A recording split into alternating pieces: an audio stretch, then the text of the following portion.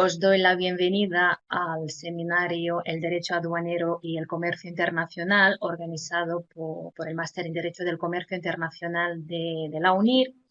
Mi nombre es Diana Gluaya y soy la coordinadora académica de esta titulación. El principal cometido del derecho aduanero es regular el tráfico de mercancías entre distintos países y asegurar el cumplimiento de las normativas pertinentes, así como sancionar a los agentes que no se ajustan a la legislación vigente. Y además de la importación y exportación de las mercancías, la importancia del derecho aduanero radica en que es el elemento que controla y regula la fluctuación de los productos de mercado, buscando con ello un funcionamiento mejor de la economía de un país. Por lo cual el objetivo de este seminario es dar respuestas a varias interrogantes que puedan surgir en estas operaciones de importación, exportación de las mercancías relacionadas con el derecho aduanero. El seminario está compuesto por 6 sesiones impartidas por varios profesionales en este sector, agentes de aduana, abogados y docentes de España, Ecuador y Colombia. Me gustaría presentaros a don Martín Visier Lecanda, que es nuestro invitado de hoy. Y en primer lugar, darle las gracias por haber aceptado la invitación. Martín Visier es agente de aduanas con más de 30 años de experiencia y además es representante aduanero en Aduanas Visier y actualmente es el presidente del Colegio Oficial de Aduanas y Representantes Aduaneros de Irún. También es vicepresidente tercero del Consejo General de Agentes de Aduanas. Martín nos va a contar sobre la introducción a la gestión aduanera del comercio internacional, comunitario y extracomunitario. Por lo cual, todas las dudas que tengáis, todas las preguntas las podéis plantear a través del chat. Muy buenas tardes a todos. Muchísimas gracias, Diana, te decía, por la presentación. Y quería, en primer lugar, agradecer a la UNIR la invitación por participar en esta Open Class que me parece tan interesante y bueno, tan relacionada con mi profesión en concreto. Vamos a tratar de resumir cómo funcionan en la Unión Europea los intercambios intracomunitarios, que es como se denominan a las operaciones de venta y de compra de bienes y de servicios entre los distintos países que forman parte de la Unión Europea, y después las operaciones con países terceros o países que están fuera del ámbito de la Unión Europea, las importaciones y las exportaciones.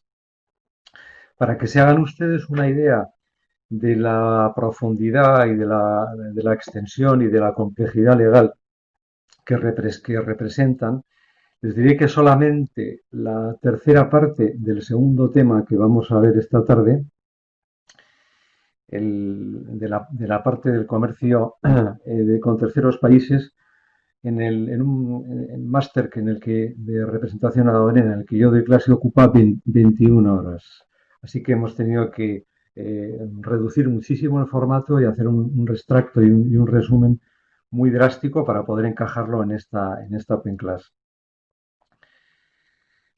Vamos a tratar con ese esquema de hacernos una idea global del funcionamiento de ambas modalidades, tanto de los intercambios intracomunitarios como de los extracomunitarios.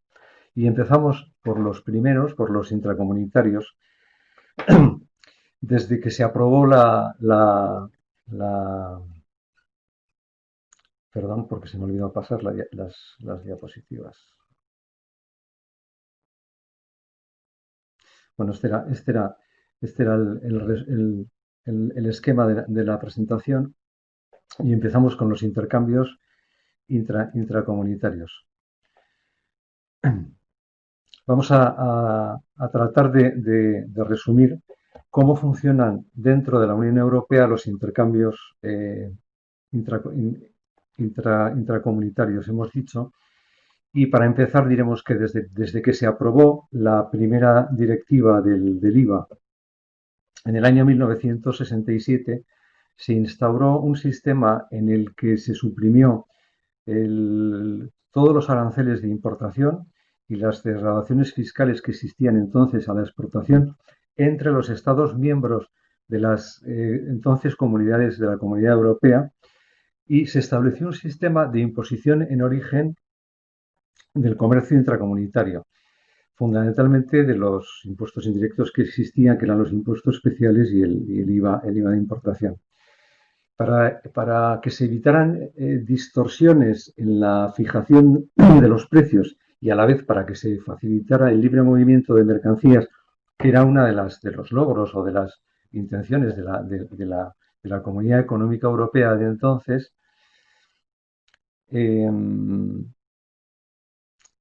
se fijaron dos fases, dos procedimientos en dos plazos. En la primera de las fases de instauración del impuesto del valor añadido, el comercio intracomunitario tenía el mismo trato que el comercio internacional. En el caso, para que se entienda, en el caso de una operación intracomunitaria entre dos empresarios o profesionales que estuvieran establecidos en dos Estados miembros, suponía la sujeción del IVA in origen para el que efectuaba la entrega, para el que vendía, y se le devolvía el importe del IVA que se había devengado y que él como vendedor había pagado cuando la mercancía atravesaba la frontera, mientras que para la otra parte, para la parte adquiriente, esta liquidaba el impuesto en su país como si se tratara de una importación más. Era lo que se llamaba las degradaciones a la exportación, cuando tú hacías una compra de un importe superior, ya no me acuerdo de la cantidad, entonces estamos hablando de hace muchos años, y además en aquella época España no formaba parte todavía, pues pagabas en la tienda donde comprabas el bien y luego cuando justificabas enseñando la factura en la aduana por la que salías, te la sellaban, volvías a la tienda y recuperabas el IVA porque se habías justificado que se había exportado la mercancía, que se había mandado a otro país.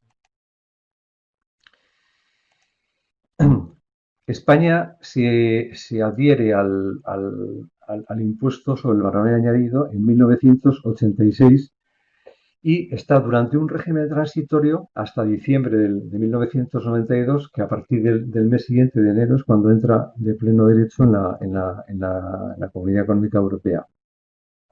Al tratarse de un impuesto armonizado, la normativa nacional de cada Estado miembro procede el, el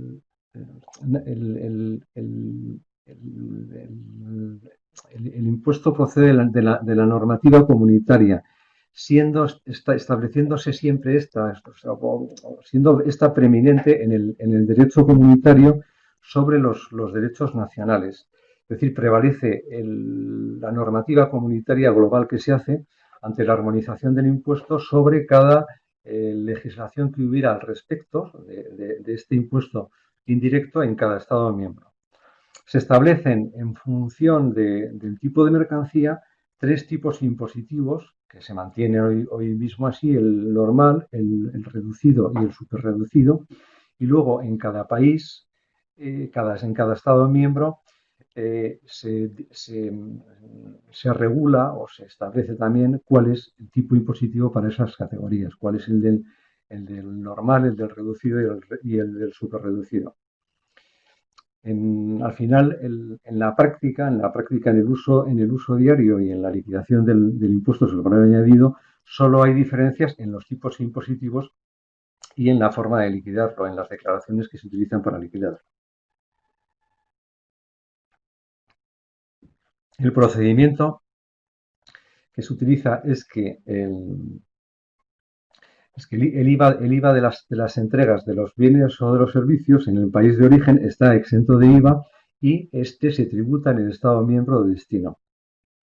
Es decir, aquí hemos pasado de tributarlo en origen a tributarlo en destino. Es realmente el adquiriente del bien o del servicio el que tributa de acuerdo con el tipo impositivo que tenga ese tipo de producto o de servicio en el país de destino, con el tipo, perdón, el IVA correspondiente. Para que esto se pueda hacer de esta manera, se necesita, en primer lugar, en el caso de los bienes, que se transporten efectivamente desde el territorio de aplicación del impuesto al territorio del otro Estado miembro, es decir, desde donde se produce la venta hasta donde se produce la compra. Y para justificar que el transporte ha sido así, hay que presentar, cuando así lo requiere la Administración, un documento de transporte con el recibo de la entrega en el país de destino. Normalmente, cuando el transporte es por carretera, ya sabéis que es el CMR, cuando las ventas se realizan por marítimo es el Bill of Lading, y cuando es en aéreo el documento de transporte es el Airwell Bill, el conocimiento aéreo. Otra de las condiciones que se tienen que dar es que el vendedor y el adquiriente estén en los distintos regímenes de IVA de sus respectivos países, estén dados de alta en estos regímenes como empresarios o como profesionales. También que posean un número de IVA, que es válido para toda la UE, que debe de figurar tanto en las facturas, en los documentos de mercantiles de compraventa, en los componentes comerciales, tiene que figurar tanto la factura, el número de IVA, perdón, del vendedor como el del comprador. Sabéis, en España el número de IVA es el NIF, el número de identificación fiscal, con las letras ES, con las iniciales del país por delante. Pero en otros países llevan una estructura de composición distinta, a veces hace referencia al sector al que pertenece la empresa y, no siguen esta regla. En los casos en los que los adquirientes no sean profesionales o empresarios que tengan el derecho a la deducción del impuesto, es decir, que no sean sujetos del impuesto, o sea, que no tengan derecho a la deducción, que sean sujetos, perdón, del impuesto, que sean consumidores finales, tienen que pagar el IVA en origen, de acuerdo al tipo que tribute ese bien que han adquirido o ese servicio en el país de origen donde ellos están comprando.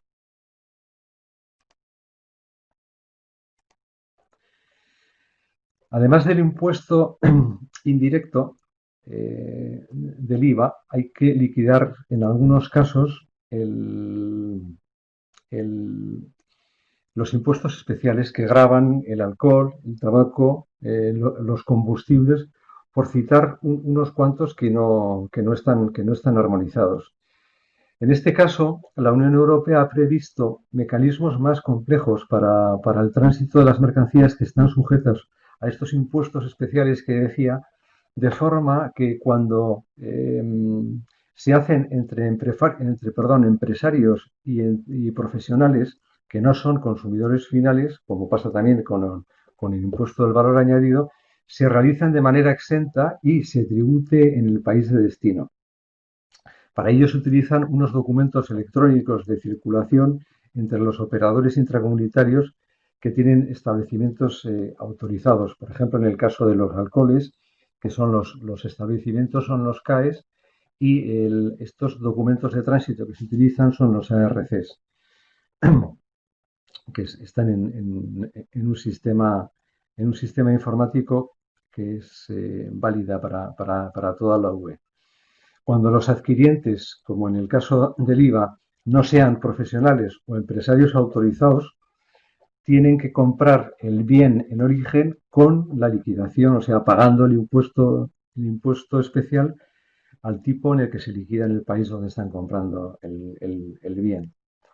Es decir, que las mercancías circulan libremente por el territorio aduanero de la Unión y tributan siempre y cuando se cumplan estas condiciones que hemos visto en el país de destino de la mercancía o del receptor del servicio, liquidando el tipo normal, el tipo reducido o superreducido en el caso del IVA y los impuestos especiales si estos establecimientos, veíamos, estaban autorizados con los tipos que tenga establecido el país a donde se dirige la mercancía que están vendiendo. Todas las operaciones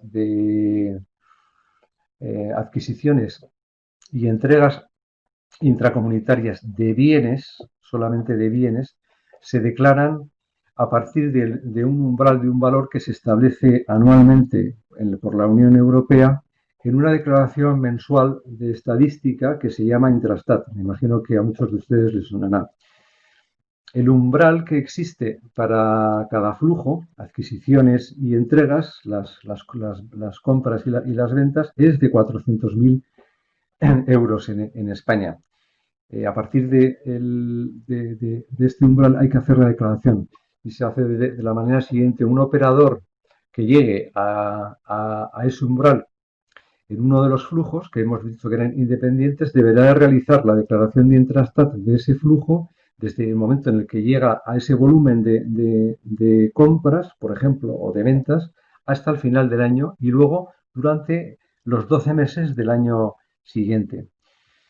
Hemos dicho que los flujos son independientes de forma que unos operadores deberán hacer los dos flujos, el de adquisiciones y el de entregas, y otros deberán hacer uno de los dos, y habrá otros que no tendrán la obligación de presentar esta declaración. Los datos de esta declaración del Intrastat hacen referencia a los países de origen, a los países de procedencia, el Incoterm de venta, de compra que se utiliza para la transacción, a la nomenclatura combinada de la mercancía. La nomenclatura combinada es la que tiene 8 dígitos de la designación, de la clasificación de las mercancías, que creo que va a haber una clase específica en el seminario sobre clasificación arancelaria y de mercancías. También hace referencia al valor estadístico, al peso y en algunos casos a las unidades para cuantificar la mercancía y a la naturaleza de la operación, si se trata de compraventas definitivas o se trata de movimientos temporales de mercancía, además. Estos datos se envían a la UE desde los Estados miembros para su tratamiento estadístico y su comprobación. La UE, además de establecer estadísticas con estos datos que van suministrando los distintos Estados miembros, lo que hace es cruzar los datos para comprobar que coincide lo que están declarando los compradores con los vendedores. Además del Intrastat mensual, en el caso de España, los operadores tienen la obligación de presentar mensual o trimestralmente, en función del volumen de operaciones y la categoría de la empresa a la que se trata, un resumen recapitulativo de las operaciones intracomunitarias, tanto de bienes como de servicios. Aquí sí que se declaran los servicios que en el Intrastat no se declaran. En esta declaración, que fiscalmente está asociada al régimen del impuesto sobre el valor añadido, se declara el tipo de operación, el importe y el operador intracomunitario que ha vendido o ha comprado el bien o el servicio, especificando su número de IVA intracomunitario, ese número que empezaba con las iniciales de cada país y que luego ya llevaba un criterio de numeración distinto en función del país que lo había establecido. Bien, pues esta sería un poco el resumen de la manera en la que se producen las operaciones y se regulan la liquidación de los impuestos y las declaraciones respecto a las operaciones intracomunitarias. Y ahora vamos a empezar a hablar de las operaciones extracomunitarias o operaciones con terceros países. Y vamos a resumir cómo se trata el comercio entre la Unión Europea, que a efectos aduaneros es un Estado en sí, y los distintos países terceros que no pertenecen a la Unión. Vamos a resumir cómo se trata el comercio de las importaciones y de las exportaciones.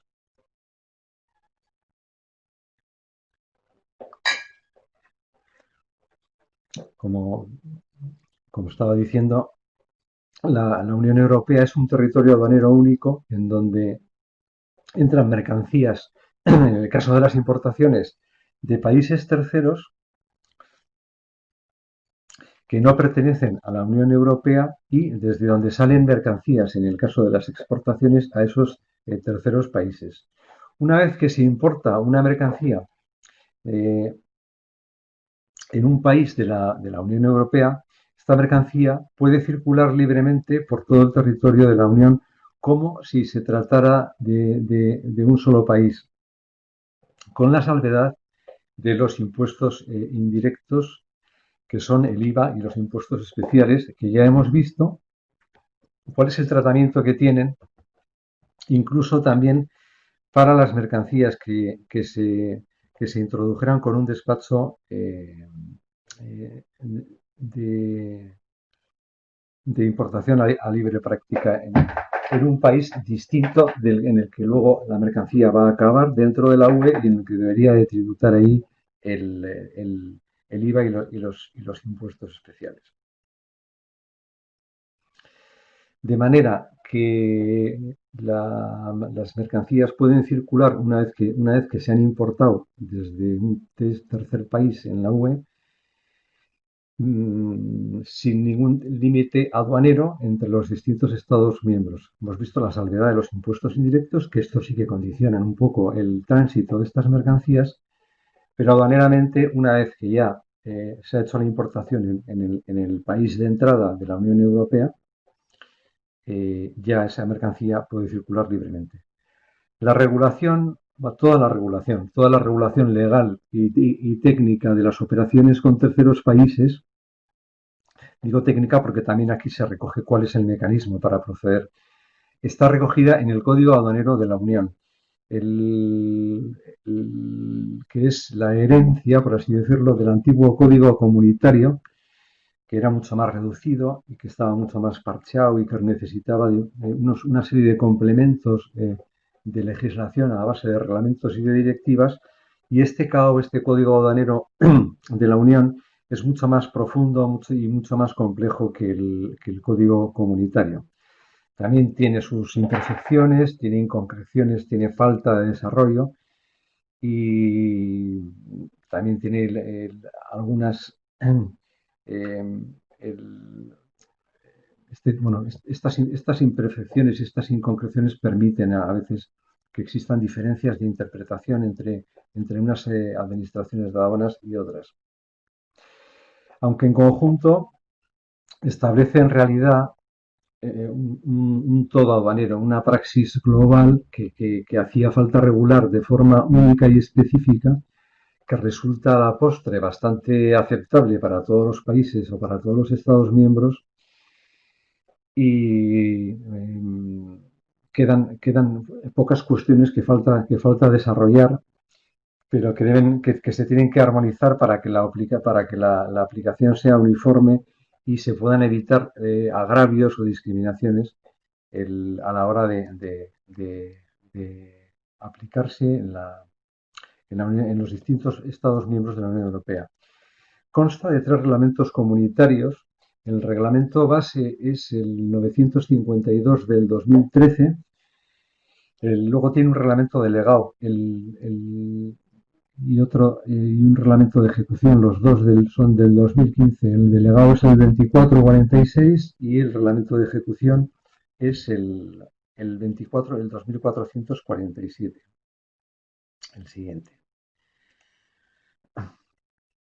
Vamos a describir o hacer referencia a lo que es la aduana, empezando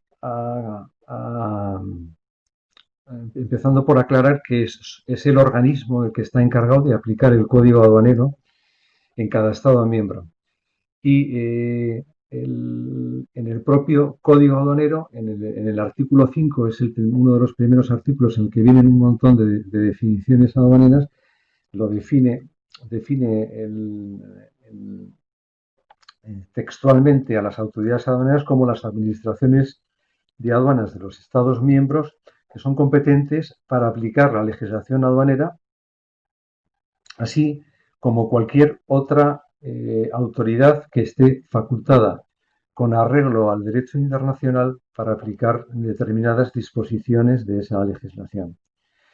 En España, como muchos de ustedes sabrán, la administración aduanera recae en el Departamento de Aduanas e Impuestos Especiales de la Agencia Estatal de la Administración Tributaria, la AEAT, que se conoce vulgarmente, y desde el Departamento de Aduanas de la AEAT se ramifica en las delegaciones regionales y luego de las delegaciones provinciales. Y en algunos casos dentro de las delegaciones provinciales distintas dependencias aduaneras o una única sola dependencia aduanera. Las autoridades aduaneras son tienen que ser las responsables de supervisar el comercio internacional de la Unión, debiendo contribuir a un comercio justo y abierto, tienen que a la aplicación también de los aspectos externos del mercado interior y a la ejecución de la política comercial que es común en toda la Unión Europea y también a las restantes políticas comunes de la Unión que están relacionadas con el comercio y a la seguridad global de la cadena de suministros. Este texto también viene dentro del código y se concreta de manera que las autoridades aduaneras adoptan medidas destinadas concretamente a proteger los intereses financieros de la Unión perdón, de sus Estados miembros con determinadas medidas, con las barreras arancelarias, con el establecimiento de contingentes arancelarios que hacen que sea más fácil o más económico importar determinados bienes de terceros países en los cuales la producción de la Unión Europea no es muy amplia y son necesarios a la hora de producir eh, manufacturas dentro de la Unión. Otra de las medidas que tiene que tomar es la de proteger a la Unión del comercio desleal e ilegal, apoyando al mismo tiempo las actividades comerciales legítimas.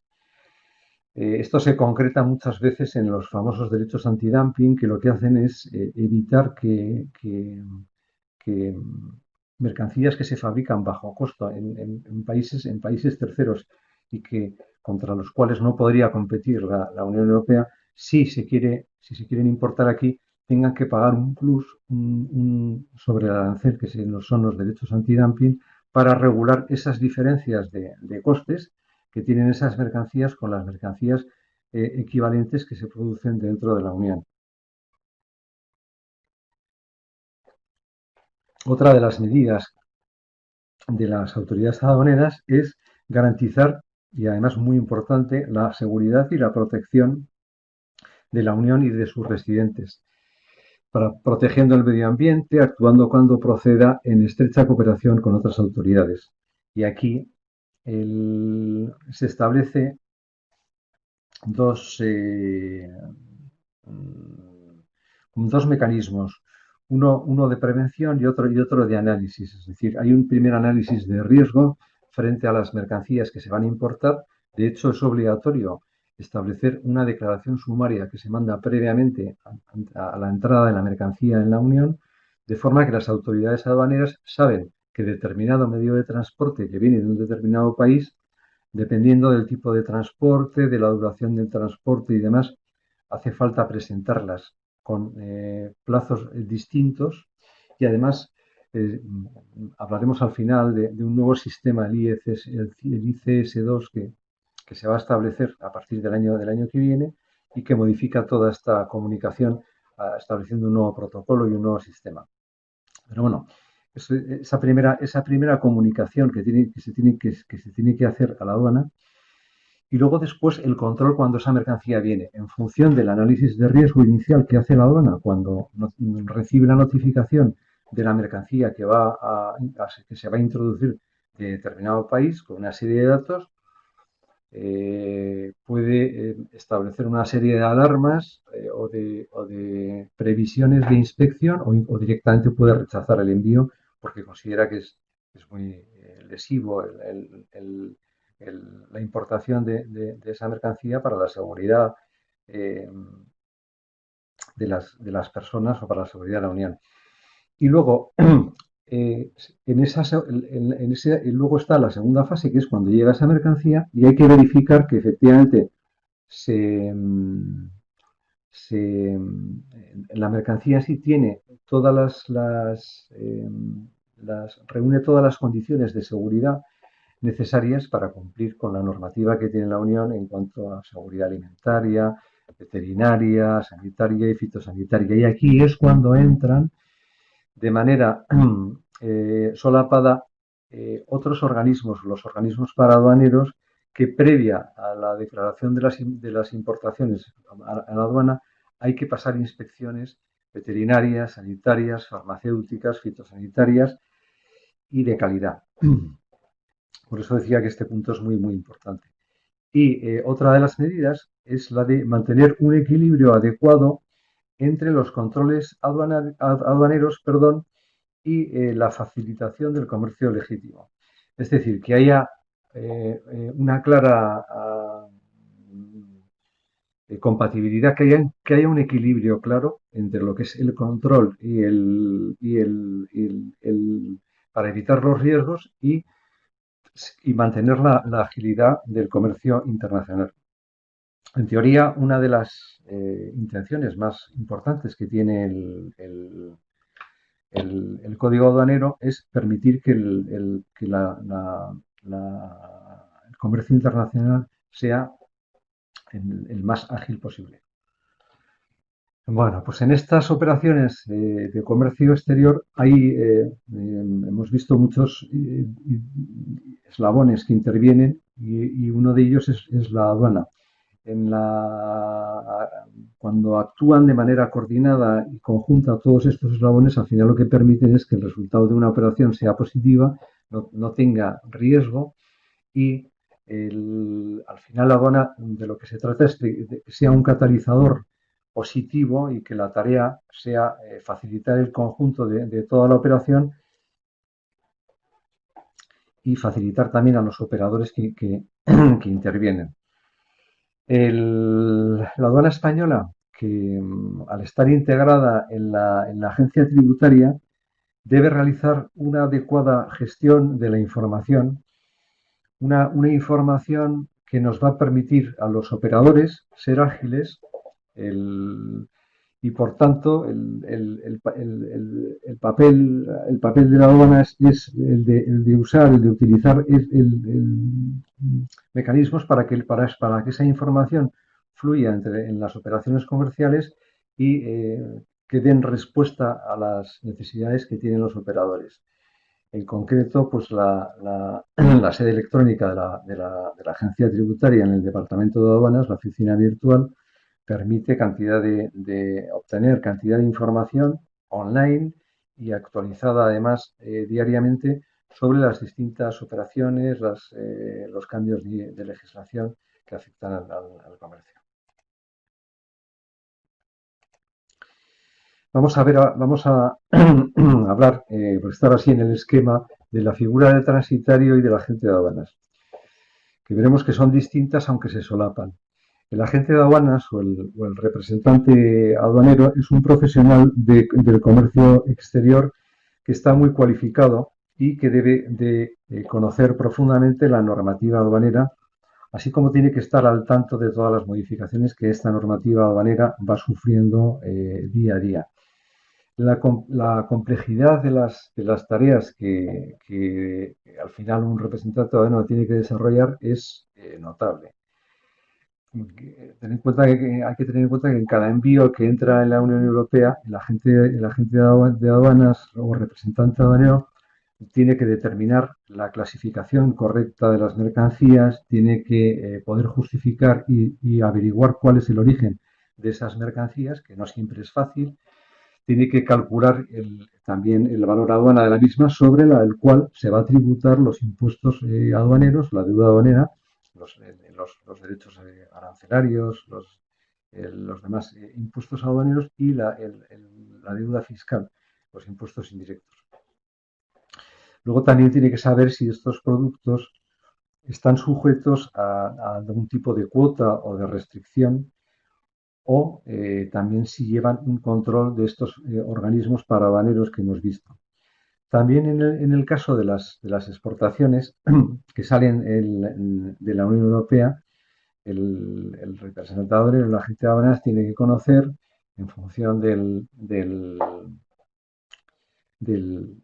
de la mercancía que sea y del país de destino que sea, los distintos organismos que puedan intervenir antes de la salida, las determinadas declaraciones que tengan que hacer los exportadores, si está sujeto a algún tipo de límite o de restricción, si hace falta una licencia, todas estas cuestiones. Y también una cosa muy importante que hacen los representantes aduaneros es seleccionar el régimen aduanero con acierto al que van a asignar las mercancías correspondientes. Y esto depende de las necesidades comerciales o de producción que puedan tener sus clientes. Y, por supuesto, todo ello de forma legal y que concuerde exactamente con todo lo que dispone el Código Aduanero y con todo lo que permite. El agente de aduanas, en principio, está, por concretar más, está cualificado para hacer las siguientes tareas. Tiene que gestionar el despacho de aduanas de la mercancía importada o exportada por cuenta de su representado.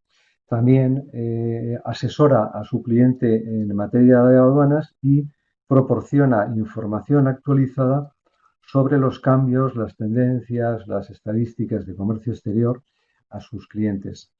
Además, cuando sea necesario, tendrá que recurrir las notificaciones de la agencia tributaria en nombre de su representado cuando éstas no se ajusten a derecho y de alguna manera defenderle legalmente desde el punto de vista aduanero ante las posibles inspecciones, revisiones, las actas, las sanciones que pueda haber por parte de la Administración. También tiene labores de gestión y logística con transitarios, con transportistas, con navieras, con almacenes, con autoridades reguladoras, con las aduanas, lógicamente, con empresas, con entidades financieras, compañías de seguras, con bancas y demás. Y luego, en el caso de las inspecciones que puede requerir la aduana, tiene que estar presente como representante del importador o del exportador. Además, el agente de aduanas es una figura clave en la intermediación entre los importadores y exportadores, asesorando a los contribuyentes para que cumplan la normativa que regula el comercio exterior. Y digo esto repitiéndolo porque la función muchas veces del agente de aduanas tiene asociada una responsabilidad solidaria y es importante que haya informado a su representante de cuáles son las exigencias o las normas que tiene que cumplir las mercancías o las operaciones de importación y exportación que vayan a hacer para que se ajusten plenamente a la ley y no tener luego responsabilidad sobre las posibles actuaciones de la aduana o de las sanciones que pueda haber. Otra de las funciones que tiene es pagar a los impuestos y el IVA y el aranceles en nombre del importador y de la aduana. También proporcionar, ayudar o incluso expedir en la aduana los certificados o los certificados de origen, los EUR1, los ATR1, en las cámaras de comercio, los formularios A, que se necesitan para justificar el origen preferencial de las mercancías exportadas y que éstas puedan gozar de los beneficios fiscales en el país de destino. También otra de las funciones que tienen los agentes de aduanas es la expedición y la tramitación de los documentos de tránsito, que son los tránsitos de la Unión, los internos y externos, los TES, los cuadernos TIS y los cuadernos ATA. Estos documentos lo que permiten es atravesar territorios y países sin que tenga que intervenir la aduana en cada frontera de ellos, hasta llegar a la última aduana del país de destino en el que se presentan las declaraciones y se les da un destino aduanero. La función, el trabajo del representante aduanero, la figura, perdón, está regulada con una autorización administrativa de la Agencia Estatal de la Administración Tributaria en España. Y para ello, para obtenerla, hay que superar unas pruebas de capacitación que suele convocar cada cierto tiempo la Agencia Tributaria con este fin. En el caso del transitario, hemos dicho que podía solaparse con la función del agente de aduanas. El transitario actúa como un intermediario para gestionar los tránsitos de las mercancías internacionales que, una vez descargados, para que puedan continuar el camino final hasta el principio. Las principales funciones que tiene el transitario es la coordinación y supervisión del transporte de las mercancías, establecer bien cuáles son los itinerarios y las rutas, elegir el medio de transporte adecuado, ocuparse de los almacenajes y también complementar, terminar o rematar los trámites de aduana que haya que hacer. Vamos ahora sobre el despacho en aduana.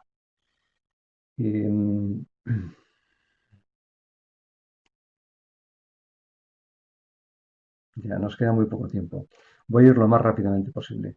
El despacho de aduana es la conclusión, la tramitación completa del régimen aduanero de un operador, un representante de aduana.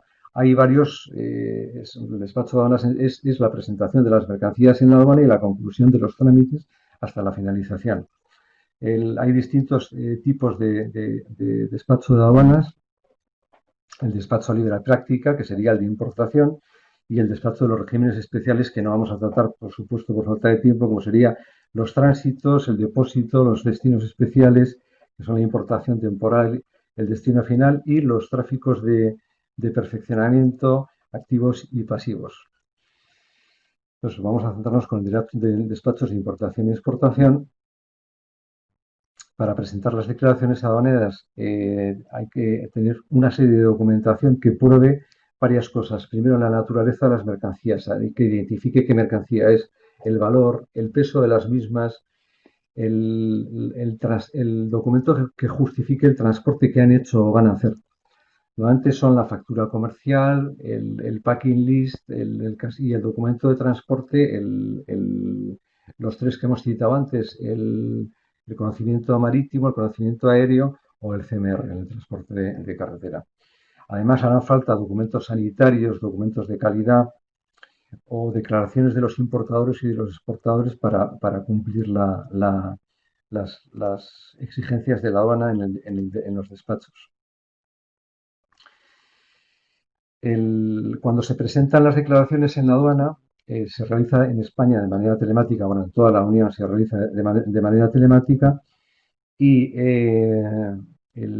cuando enviamos esa información electrónica se producen 4 posibles respuestas, que son circuitos: el verde, el amarillo, el naranja, el rojo. El verde es que la mercancía se considera automáticamente despachada, con lo cual se puede extraer el levante, pagar lo que haya que pagar, o si tenemos una garantía para poder sacar la mercancía sin el pago previo de los aranceles y del IVA o de los impuestos especiales, utilizarla y sacar la mercancía. El filtro amarillo corresponde a aportación de documentos de otros organismos que veíamos, los sanitarios, fitosanitarios y demás. El naranja supone el reconocimiento documental de lo que nosotros hemos declarado, soporte documental de esos documentos que hemos visto, presentarlos para que el actuario compruebe que lo que declaramos y lo que nosotros tenemos en papel se corresponde. Y el rojo es un reconocimiento físico. Hay que, como en el anterior caso, unir toda la documentación y concretar una visita al recinto aduanero con el actuario de turno para ver la mercancía.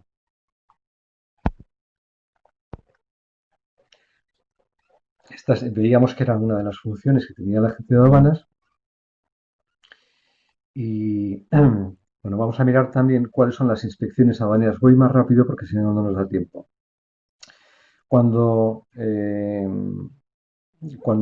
se procede, cuando la aduana decide por el filtro rojo el examen físico de las mercancías, tiene que ir, hemos visto el declarante y hay veces en los que la administración quiere sacar muestras para analizarlas física o químicamente y comprobar que se corresponden, sobre todo cuando son productos que la composición química los define, saber si exactamente estamos declarando lo mismo que la mercancía que hemos presentado, ¿no?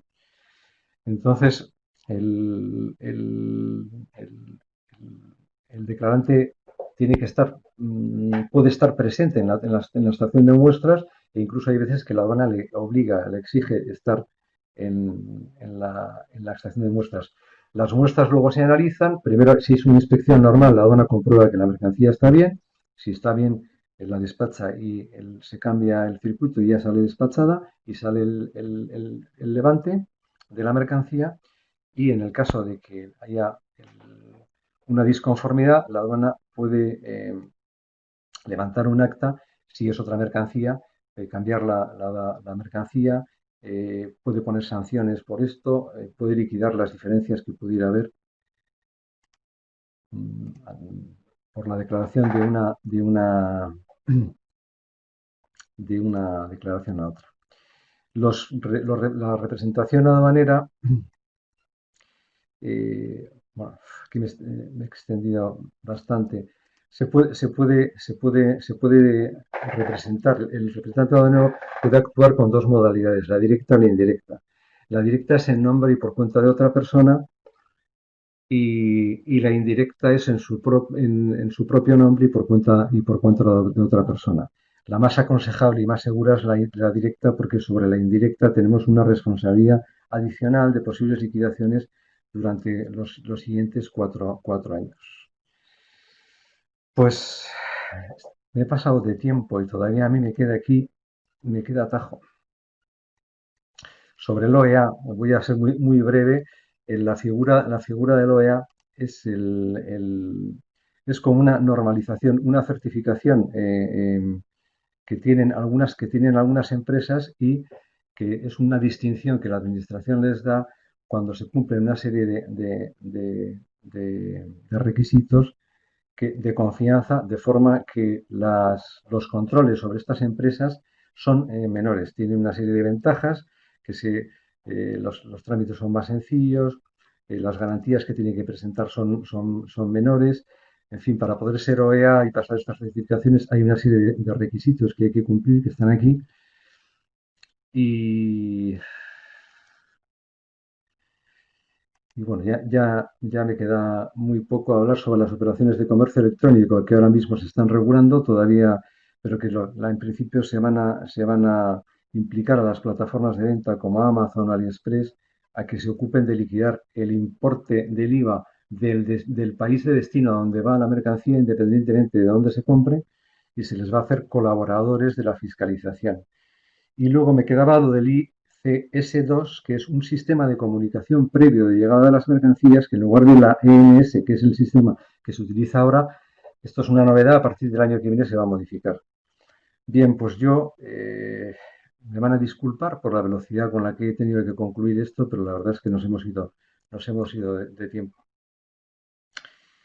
Pues le voy a dar paso a Diana, voy a dar las gracias a toda la audiencia y Diana ya me dirás a ver qué preguntas puede haber y te pido disculpas por haberme pasado de tiempo. Muchas gracias, Martín, por esta magnífica clase magistral. Y bueno, a continuación vamos a ver si hay alguna pregunta. Veo que hay aquí varios asistentes que están escribiendo. No sé si tenéis alguna duda, alguna pregunta. Pues Pedro Vale, nos pregunta ¿para cuándo el despacho centralizado sí, bien. europeo? Es que el despacho centralizado venía al final, después del tema del OE y no me ha dado tiempo. El despacho centralizado europeo, que hará falta tener la certificación OEA, en principio está prevista para el 2025. Va a haber alguna prueba anterior, alguna prueba piloto, pero tampoco hay demasiadas novedades. Explico para el que no sepa lo que es el despacho centralizado, es que nosotros en nuestra dependencia local de aduana podemos presentar declaraciones de importación y exportación de mercancías que se encuentran en cualquier ubicación aduanera de la UE. No sé si con esto contesto. Muchas gracias, Martín. Y como vamos mal de tiempo, no sé si Pedro quieres preguntar algo más. Gracias. Vale, pues muchas gracias, Martín, por su participación en el seminario y también me gustaría dar las gracias a los asistentes. Muchas gracias a Gracias, ¿eh? todos. Buenas tardes.